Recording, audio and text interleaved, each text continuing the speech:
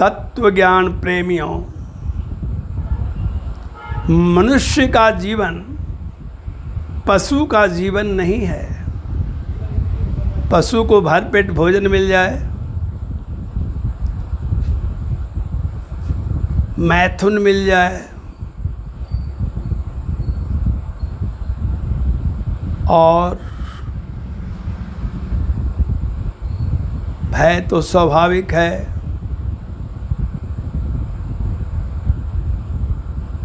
इसके अलावा उसे और कुछ नहीं चाहिए। वह भोग योनि में है, लेकिन मनुष्य भोग योनि में नहीं आया है। मनुष्य अगर भोग योनि में ज़्यादा रुचि लेगा तो पशु योनि में जाएगा, क्योंकि भोग योनि के लिए पशु है और योग योनि के लिए मनुष्य है।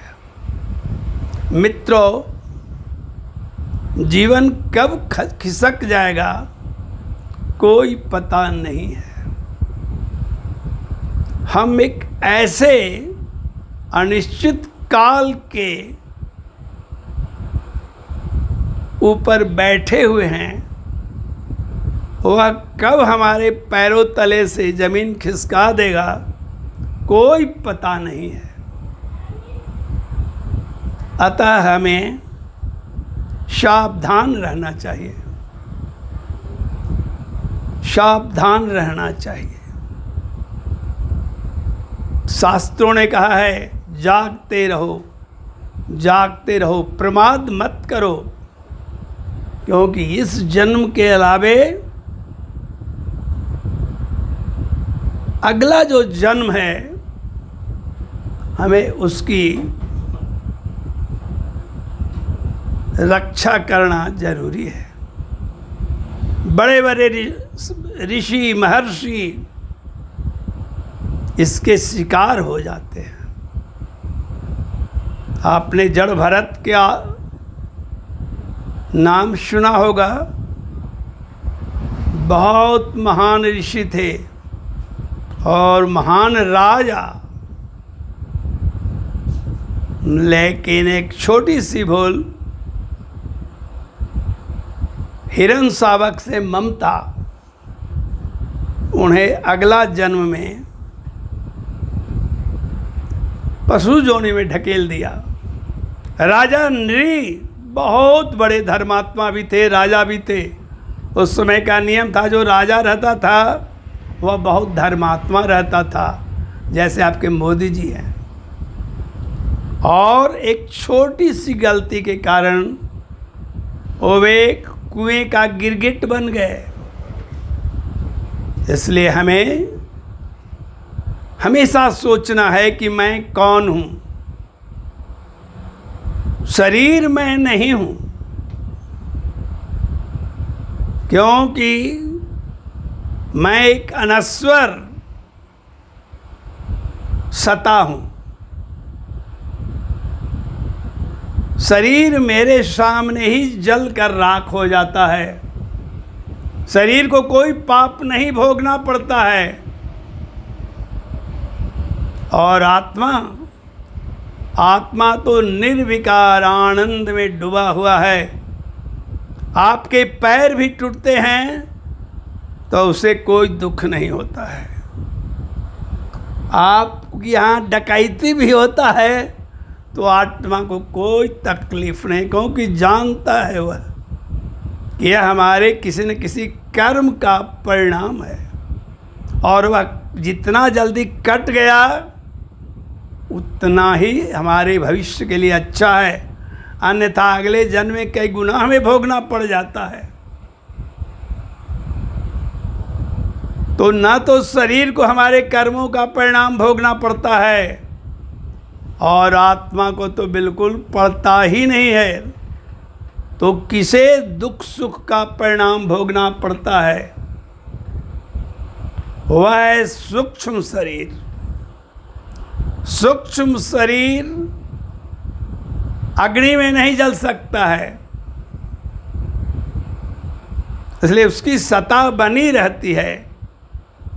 और जितने शरीर के द्वारा सुकर्म दुष्कर्म पाप और पुण्य है, इसको कराने वाला मदारी वही है, मन है, और शरीर रूपी बंदर उस मदारी के कहने पर नाचने लगता है और ऐसे ऐसे महापाप करता है। आप नित्य पढ़ रहे हैं, पेपरों में, टेलीविज़न पर सुन रहे हैं कि नाबालिग लड़कियों को न केवल टुकड़ी टुकड़ी कर देता है, बल्कि उसके साथ पहले कुकर्म भी किए हुए होता है। अब इस पाप की सज़ा यहाँ जो मिले वहाँ इसके बहुत भयानक सज़ा मिलती है। ये मरने के बाद पता चलेगा। मुझे तो पता चला मरे हुए आदमी से बात करने के बाद। हमारे वीडियो में आप इसे पढ़ चुके हैं, प्रोफेसर साहब की कहानी। तो इस हालत में दोषी न तो शरीर होता है और न आत्मा होता है, मन है जो अपने कर्मों का फल भोगता है। और यही मन बीज रूप में आत्मा के साथ विद्यमान रहता है अगला शरीर लेने के लिए। मन ही हमारे मोक्ष और बंधन का कारण बताया गया है। मन के द्वारा ही हम गंदे गंदे विचारों को प्रश्रय देते हैं, अच्छे अच्छे विचारों को प्रश्रय देते हैं। मन के द्वारा ही हम पाप भी करते हैं और पुण्य भी करते हैं। लेकिन एक बात जरूरी है, चाहे मन पाप करे या पुण्य करे, दोनों हालत में पुनर्जन्म में बांधा जाएगा। भले एक चांदी का चम्मच लेकर पैदा होगा और एक माता जब गेहूं के खेत में काम कर रही है उस समय वह वहीं पैदा हो जाएगा। उसे उस समय पानी भी शायद ही मिलेगा, लेकिन दोनों ही पुनर्जन्म के कारण है। पुण्य जितना पुनर्जन्म का कारण है उतना ही पाप भी है।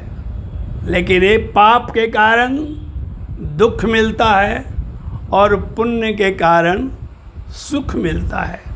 इस जन्म में आप बहुत सुखी हैं तो ज़रूरी नहीं कि अगले जन्म में भी आप उतना ही सुखी रहेंगे।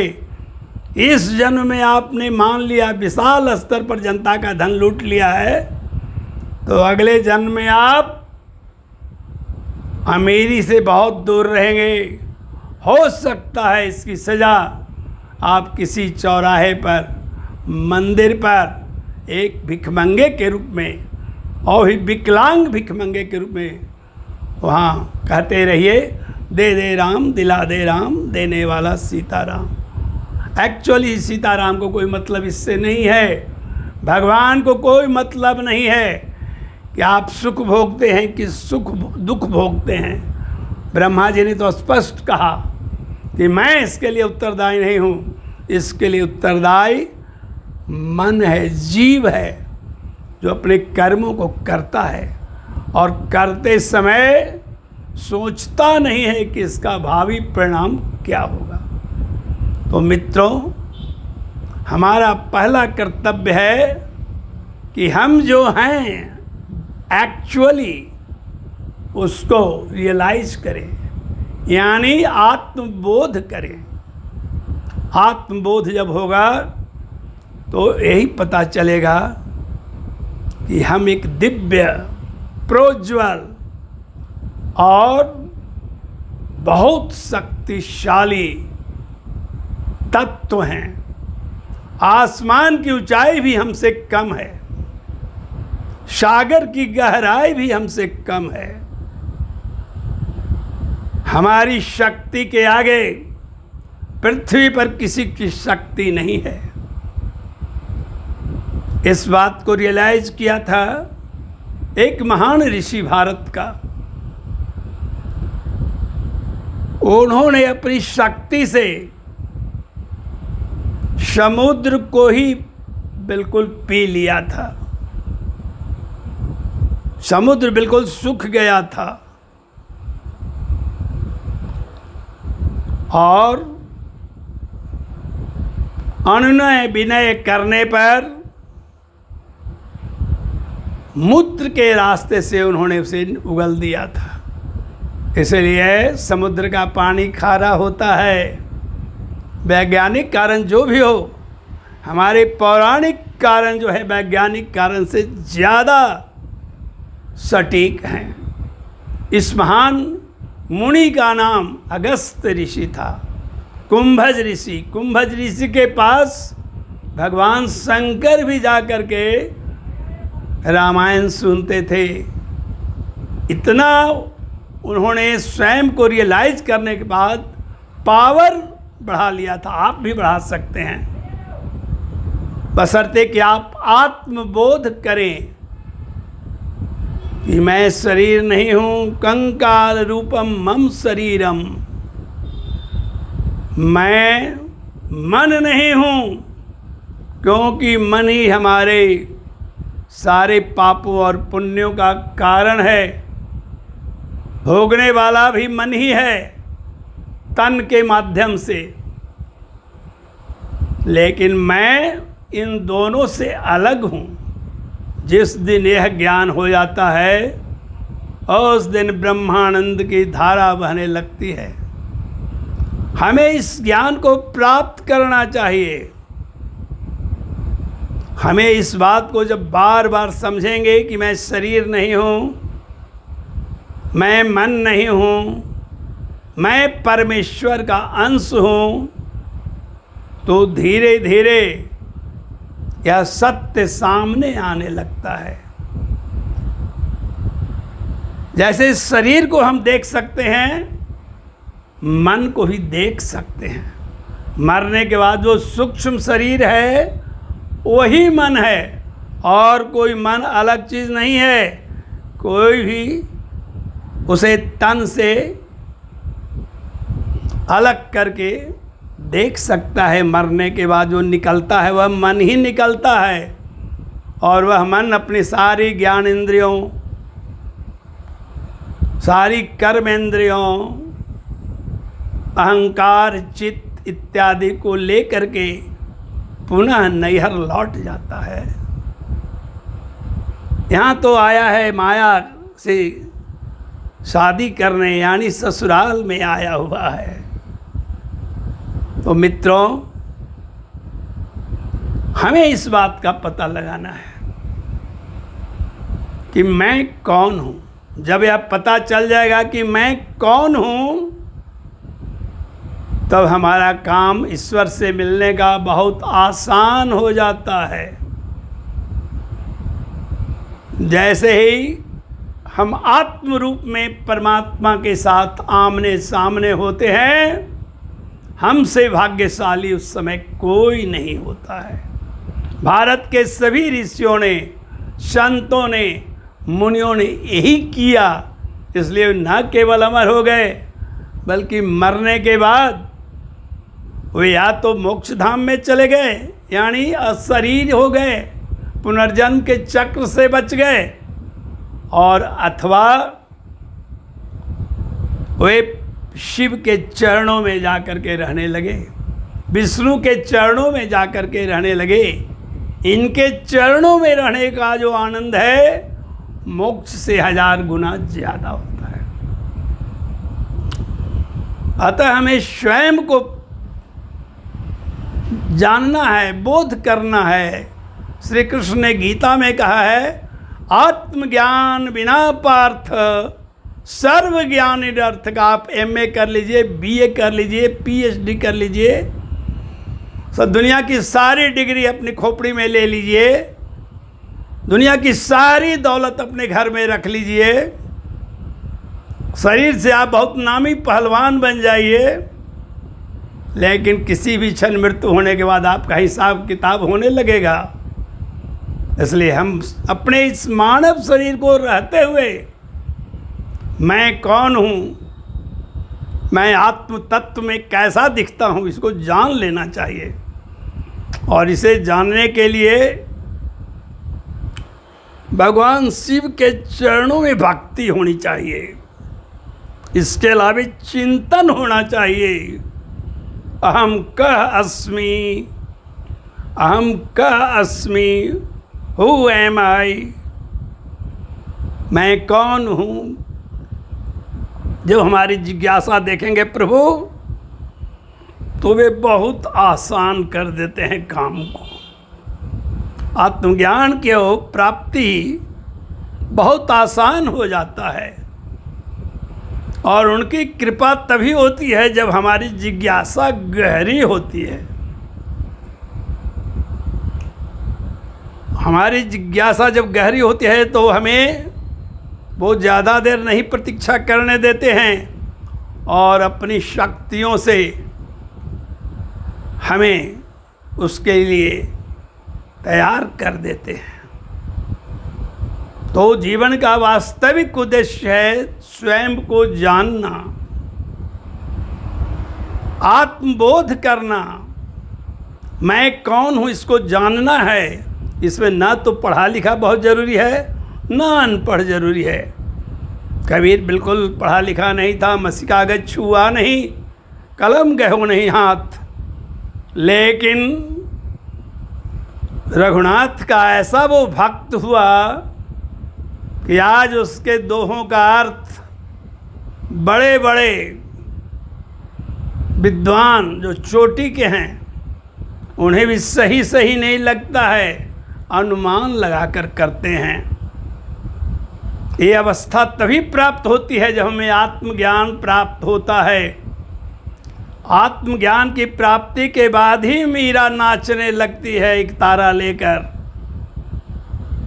तुलसीदास महान ग्रंथ लिख देते हैं जो जन्म जन्मांतर तक मनुष्य को प्रकाश देता रहेगा। इसलिए हमें अपना प्रयत्न करना है, जिज्ञासा रखना है और प्रभु को भूलना नहीं है। ये दोनों यदि होने लगेंगे तो हम इसी जन्म में आत्मज्ञान प्राप्त कर लेंगे और आत्मज्ञान की प्राप्ति के बाद जो सुख अब तक मिल रहा था वो क्षणिक था, अब शाश्वत सुख की प्राप्ति होगी और वह सुख केवल जो प्राप्त करेगा वही भोगेगा। यह नहीं कि वह परिवार में बांट दिया जाएगा। परिवार, रिश्ते, नाते ये सब हमारे आभास केवल होते हैं नहीं। सुतवित नारी भवन परिवार आई जाहि जग 12 कितने घरों के आप पिता, कितने घरों में आप पिता बन चुके हैं, माता बन चुके हैं और क्या क्या रिश्ते लगा चुके हैं और मरने के बाद भूल जाते हैं और फिर एक नया घर बसा देते हैं मकड़े के जाल की तरह। हमें इसको काटना होगा मित्रों, और यह तभी संभव है जब हम आत्मज्ञान की प्राप्ति करने में लग जाएं। चिंतन करें, मैं शरीर नहीं, मैं मन नहीं, मन हमें मिला हुआ है तब तक जब तक हमें भटकना है। पुण्य के अंतिम क्षण में ये भी नष्ट हो जाता है और हम अकेले रह जाते हैं परमात्मा के आनंद में डूबा हुआ। इसलिए आज का जो मेरा प्रवचन है यह केवल आत्मज्ञान की प्राप्ति के लिए प्रेरणा का काम करेगा। यदि इससे कुछ भी लाभ हुआ तो मेरा यह लघु प्रयास सार्थक माना जाएगा। साधुवाद, साधुवाद, साधुवाद।